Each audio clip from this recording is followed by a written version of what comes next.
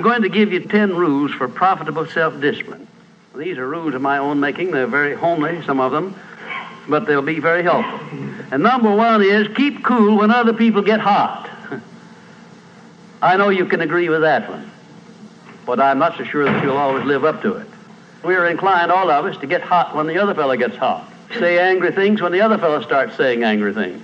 I was in the home of the president of a big electric power company one evening when there came a storm, and he called up one of his head men to go out to take care of an emergency that happened as a result of that storm.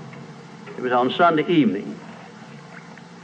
The man was gone about 2 hours, and when he came back, he came up on the front porch of the home of this man and called him out on the porch, and I never heard a man get such a tongue lashing in all my life as this president of the electric power company gets.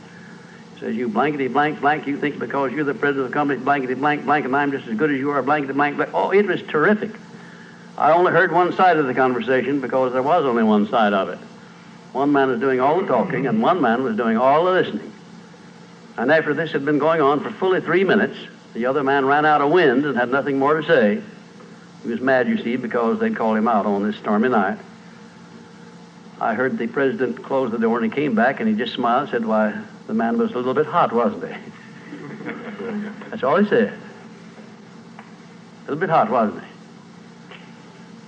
I expected any moment to hear fists begin to fly out there. But you see, there was a man who had risen to great heights of achievement financially, and he had done it by self-discipline in every respect. And he didn't propose to allow a workman who had been temporarily unbalanced by his anger to throw him off balance and make him stoop to that level. He just didn't propose to have that done. And you'll notice when you get into an argument with anyone, and you're apt to if you don't watch yourself, that if you just remain silent while the other fellow's blowing off his top, he finally gets to the point where he's got no more top to blow off. Then if you want to get in a few words of your own, that's a mighty good place to do it. It's a mighty fine thing if the words that you get in are not the kind of the words you've been hearing. In other words, if you say something back kind in return, it's far better for the other fellow and far better for you. It shows you to be the bigger of the two persons. Now, anybody can get mad and blow his top because of what somebody does or says, and that's happening all the time. But the truly big man, the man who is in charge of himself, he doesn't allow anybody to draw him down to that level of a street brawl or of an argument in harsh words unless he wants to do it. And if he's truly a big man, he doesn't want to do it. Number two, remember there are 3 sides to all arguments. We ordinarily think there are 2 sides to all arguments, but they're not, the 3. There's your side, there's the other fellow's side, and then there's the right side, which is usually about in the middle of the 2 viewpoints.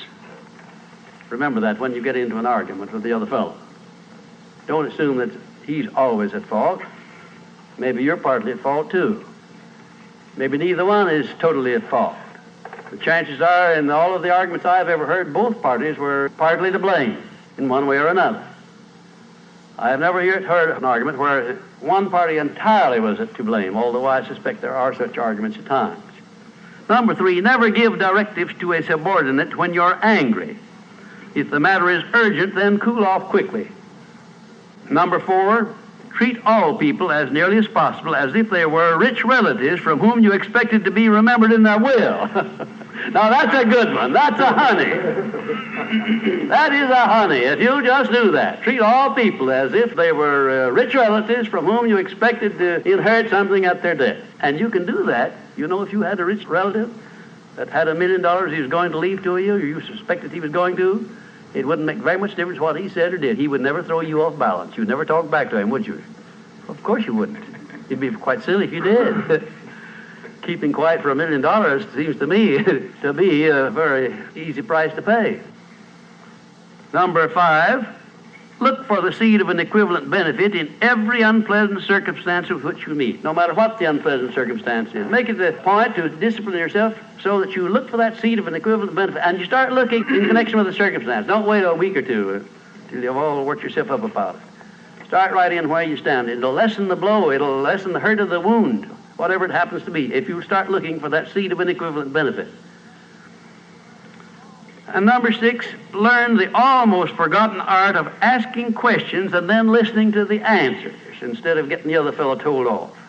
It gives you an awful lot of satisfaction when you're angry to get the other fellow told, doesn't it? And the temptation is very great to do that. I know, because I've been there many times. Don't do it. Be bigger than that. Listen to what the other fellow has to say, and then when somebody makes a statement that you're not sure about, learn to ask this one question. It's one of the most important questions in life. It'll serve more purposes than any other short question that I can think of. When somebody makes a statement that you're not sure about, or that you doubt, or that you question, ask a 4-word question. How do you know? And then wait for an answer and see him squirm. Oftentimes there is no answer. People make wild statements that they can't back up. And instead of getting into an argument and making an incident out of the matter and getting yourself worked up into an argument, let the other fellow stew in his own fat by putting him over the barrel. But that question, how do you know? I had a clergyman in my class once who was very, well, I just don't know exactly how to describe him. He was a fanatic, you might say, on the subject of religion. And he was sure that he knew exactly what was going to happen to me after death. He said so in no uncertain terms, not in the class, but in a private conversation. And he raved and ranted for quite a little while about it. And when he got through, I said, how do you know, parson? And that really put him over the barrel. He said, that's the way I feel about it. That's my faith. I said, well, now, having belief and faith is one thing, but having evidence is something else again. How do you know what's going to happen to me after I die? I don't know, and I doubt that you do. How do you know? Well, he never did give me a satisfactory answer. There are a lot of questions that come up in life in connection with which, if you'll ask that one thing, how do you know, you'll find that the other fellow will be off balance, and you don't need to make an incident out of what he says. You don't need to get mad at what he says. 7, never say or do anything which may influence another person without first asking yourself this question: will it benefit him or hurt him? And if it will hurt him, don't do it. Don't say anything or do anything that would hurt another person under any circumstances, no matter how much he may deserve it. Exercise self-discipline. Don't do that, because if you hurt another man, you're going to hurt yourself 10 times as much at least, because that hurt will come back on you. I don't care who you are nor what circumstances you're working under or living under. If you hurt another person, you will be hurt 10 times as much. And if the hurt doesn't come immediately, the rate of interest on that is compound interest on compound interest, and it'll be 100 times as great if you wait long enough.